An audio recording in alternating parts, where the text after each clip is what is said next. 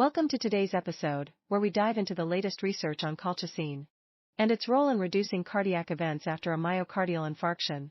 While this anti-inflammatory medication has shown promise in smaller studies, a new large-scale trial casts doubt on its effectiveness.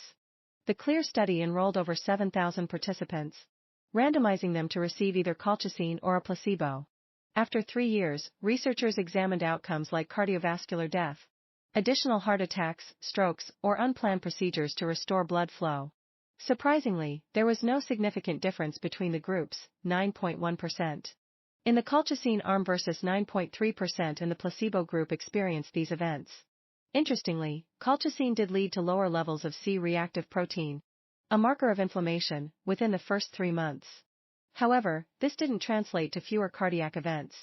On the downside, it significantly increased rates of diarrhea, with 10.2% of colchicine users affected compared to 6.6% in the placebo group.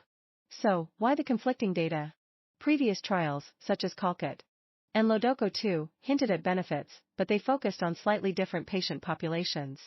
LODOCO-2, for example, targeted patients with stable coronary artery disease, not those recovering from a heart attack.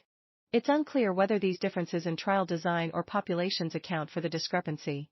What does this mean for clinical practice? Current guidelines suggest a cautious use of colchicine for heart attack patients, but these findings might prompt a re-evaluation.